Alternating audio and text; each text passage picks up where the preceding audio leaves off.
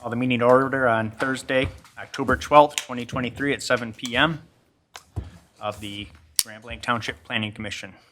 Tonight we have Sarah Hugo, Paul Bush,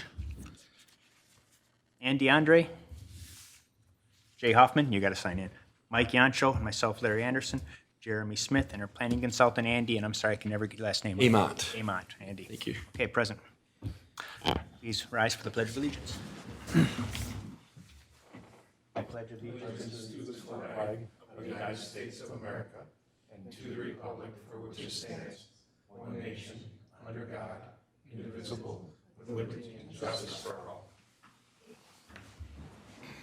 Okay. Next is the approval of tonight's agenda.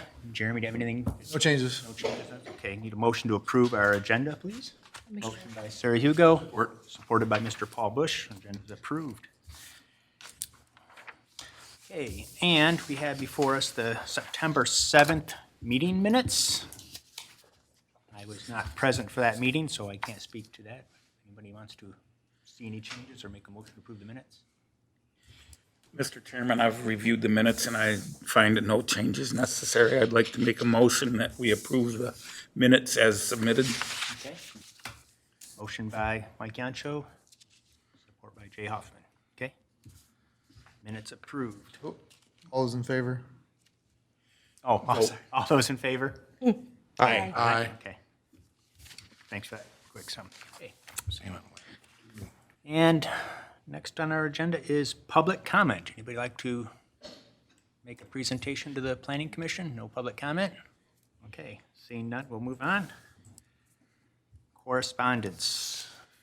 You have correspondence in front of you, but it's regarding the public hearing, so we'll address those at that So point. start the public hearing directly, okay? And old business, seeing none. We'll move on to new business. Zoning case 674, Downtown Development Authority sign ordinance, public hearing. This is public hearing for discussion only, so you or Mr. Andre, I'd like to present anything? If you want to open public hearing for the public first, and Okay. then Then we'll proceed. go from there. And for this specific item, do we have anyone from the public who wishes to address the board? Seeing none, okay, thank you. So at the last meeting, Mr. Anderson, you weren't there, but at the last meeting, we had some discussion about this. Some of the talking points were, basically what this is going to be, the DDA is looking to expand their signage allowance, and it's only for multi-tenant parcels. So not a single parcel, single business parcel wouldn't be afforded this, only parks. So like Grand Blanc Enterprise Park, Tri-Park, not Tri-Park, I take that back, Tech Village, things of that sort. And it has to be multi-tenant and has to be in the DDA. So those are the first two requirements in order to have this allowance. Okay. The request was added to have the provision, having the maximum permitted sign at 10 feet and the square footage at 250 square feet. If I read that correctly, each business in that industrial park, in that development could have a part of that sign? Right, so it would be the overall sign for the whole parcel or park would be afforded in that sign. A lot of the issue was if you had a business that was kind of buried in the background of a park, buried in the back, they don't have road frontage, so they would at least have some branding out at the road so people knew where they were. It's essentially part of the point, but we also know that the DDA is expanding. There's going to be a lot of businesses up and down Baldwin Road and Holly Road where the DDA is located. So we were allowing them to have promotions and branding and more signage in that area itself. So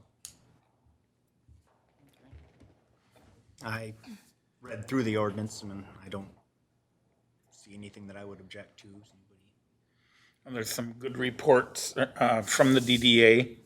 We have a report there that speaks directly to the issue, and then a letter from Supervisor Bennett that explains those concerns very well. Yep.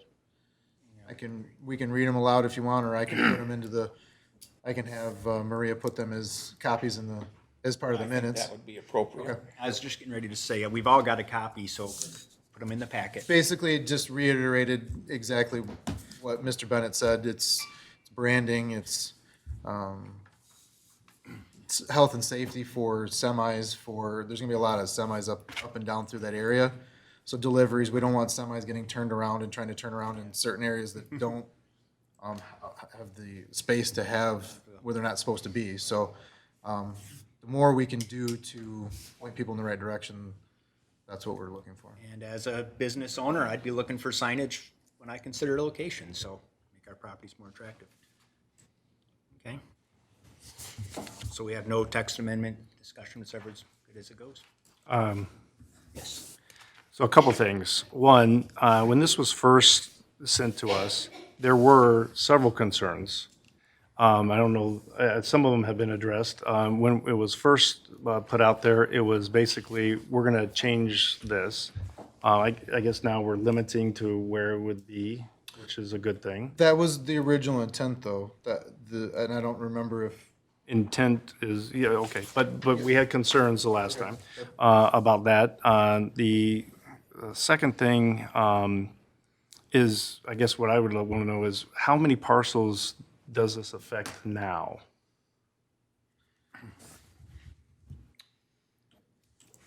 I don't think this, Yeah, so right now, the ordinance is just for the ordinance allows for the sign increase to 150 square feet for industrial zoned properties within 300 feet of I-75. but you're saying, let me What get, I'm saying is, how many new sign, can somebody come in and say, we want to do a sign? this could be, as of today, I wouldn't be able to tell you off the top of my head, but it would be, this ordinance is for the future of the DDA district, so it may not affect a lot today. Which I think that was one of the things before was, hey, we've been telling people you can't do it, you can't do it, can't do it. What's going to stop them, all them that we just told them you can't do it, now that we've changed it? And that's where the part was, I was like, looks like we're limited to who, this would be for, so that's a good thing. But going forward, are we talking about possibility right now, 2 signs that could be asked for? Or, do we have property that this could be this could be a park now, there's 3 that could be done? I mean, I don't think there's a lot of people are gonna be jumping down our door. That's what I'm trying to get across. There's nobody chomping at the bit to get into, to do this type of scenario. If you have an existing sign, you could submit a new sign application, it would come to me, and then they could, If you're in the DDA, if you're in the DDA That's and the you have key. to be a multi-tenant right, parcel or park too. right. You have to meet those 2 to start with, yes. So there's not gonna be a huge, all of a sudden, we're gonna have 20 new signs forming. Because that was a concern, actually, it wasn't even by me the last time, but that was something that was brought up. So it's nice to answer that. Where do we see this actually being used? It's going to be, my theory on this is it's going to be, Tech Village is going to be a big one, because we know in the very, very, very soon, this board is going to see the master plan for Tech Village. Which I think is gonna be, there's only 2 spots that might be able to be used, Baldwin Road and Saginaw Road. Baldwin, Saginaw, and Holly. So there would be a third one on Holly that could be done. Could be, yes, because there's, Tech Village would be one, well, as far as Tech Village has Baldwin and Saginaw, and then another one, Enterprise Park on Baldwin, and then there's at the Township Line at Holly Road, there's, Mara Technologies has quite a few businesses, and there's a couple other businesses outside of Mara Technology that was an old Magna building. There's a couple buildings in there where they would be afforded to do it, but outside of a handful, 5, maybe 6 or 8 parcels that sit today could even qualify to do this.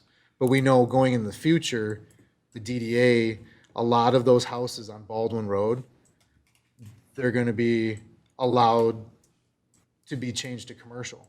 And if you buy 3 or 4 of those and add those parcels together, you could put multiple buildings on it. So we're trying to get ahead of it, I guess, is really what it boils down to. Well, and in that case, if you're doing 3 or 4 and they're all on the road. Right. See, I don't see a need for a big old sign if they're all on the road. Well, Potentially. It just, I said, I don't see a sign. yeah. Yeah, I don't. And in fact, you mentioned something about the, trucks getting turned around, things of that nature. Specifically on Tech Village, that's going to be a major street going through the whole thing. Yes. If they, When it's finished. Yeah, right. yeah. So I actually don't see as much of a need because of trucks getting turned around because of streets going through. I will tell you, I'm fine with saying yes to this, but there were questions and I wanted to get those answered. Yep.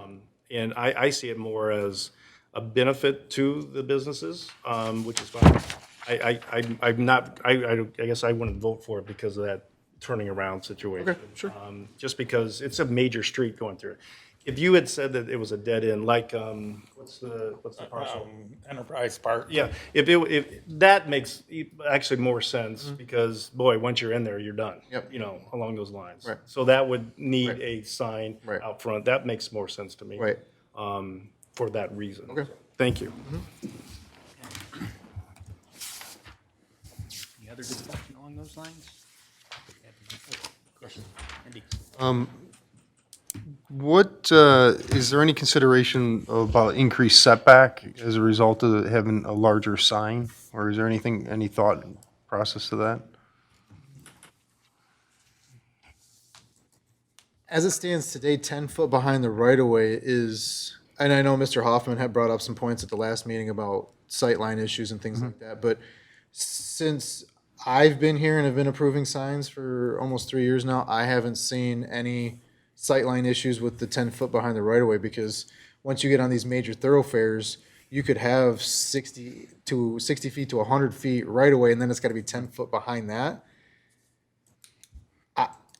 Maybe, but I can't, I don't see where they're, I mean, I understand your point, but at what point you're gonna have, if it was 100-foot setback, and then you gotta be 110 from the center of the road, the sign is not gonna be, You think you're losing the effectiveness then of the sign then? right, exactly. So that's my only concern if we increase the setback. So, I mean, I understand your point and I see your point, but at some point, it becomes ineffective. Sure. Yeah, and just to add to that too, real quick, the sign would still need to follow the clear vision triangle at an intersection, so that's another regulation for sign location. Yeah, I think overall, I like the direction of it because I think, like you had mentioned, I think it's a little bit more forward-thinking into, there might be only a handful of opportunities right now, but it's going to afford as businesses are looking, we talked a lot about this, I think the branding is a big aspect of it, and I think this will offer a little bit more, it just sweetens the pie a little bit more, so, thank you. Yep. To that point about the sightline, if it were a problem, because is it a monument? Is it on the ground? Right. 10 feet, That's what these are. Yep. would it ever become an option for somebody to put it up and so you can see through it? No. I mean, that would be If they wanted to, get them line of sight and still get their 10 feet if you just raised it. so we don't allow, as it stands now, we don't allow anything but monument signs. If they wanted to do that, that would be something that they would have to go for a variance for. Thanks for checking in on the sight lines because that was another question that was before. I'm just saying that, I mean, that could be an option if it's, oh my gosh, the Potentially. sight line, doesn't it? Maybe we could raise it so you can, And this is just preliminary, and this is just getting it on the books and just being forward thinking. If something comes up and we think it needs to be, modified again, we've already done that in some of the things that I've already brought before you guys. So I'm not opposed to changing it if it doesn't work. If it's broken, let's fix it. I mean, I have no problem with that. And also, we just want to make clear too, we added the little disclaimer clause at the end so that, the DDA can't, obviously adopting a DDA boundary is a pretty big deal. It's a very thorough process. Jeremy would probably be in tune to that and would be tracking that. But in case in 5 years you have a different planning and zoning administrator and the DDA is kind of doing their own thing and revise their boundary, and all of a sudden you have this huge DDA that now has opened up this option for so many different properties, you're still locked into the way it was written in 2019. So we just wanted to Okay. make sure that, the DDA expanding doesn't, in essence, amend your zoning ordinance de facto. So, Okay. No other comments? All right, and this is just a public hearing, so there's no need to approve it. So the planning commission would recommend to the township board For approval. with a, we want individual voting on it. don't we? yeah. Yeah, so individual voting on it with a recommendation to the township board. You'd make a recommendation to the township board, yeah. Roll call on that, or just? Yes, please. Okay. Need a motion? I'll make a motion that we recommend to the township board zoning change for zoning case ZC 5, to amend section 5.19 and to add 5.19.37, 8. Okay, So zoning case 674K, right? Yes. that meets the criteria. Okay, Support. support. Okay, motion by Mr. Yancho, support by Sarah Hugo. We'll start with you. Sarah Hugo. Yes. Paul Bush. Yes. Andy Andre. Yes. Jay Hoffman. Yes. Okay, Mike Yancho. Yes. And myself, yes. Okay. Next we have is committee reports. Anybody have anything? No reports. So, You have new business B, right? well, Oh. yeah, that was left in there. We were gonna Okay. try and have more discussion on a different one, so yeah, we do have a modification. We don't have another text amendment discussion, information only tonight, so you can strike that, 7B. We'll attack that next month. Okay. Sorry, I skipped over that. Okay, well, I don't know if you want to give just a couple quick tips on the conference we had to the. I have one committee report. We had the site plan review committee meeting today at 6 o'clock for Chuck Sakrenis, S7 Holdings. He's doing a new project on Tri-Park Drive. It's going to be it's light industrial zoning. It's going to be storage units and outside storage for larger equipment, if you will. And that passed. We had some conditions on it, but that passed today as well. Okay.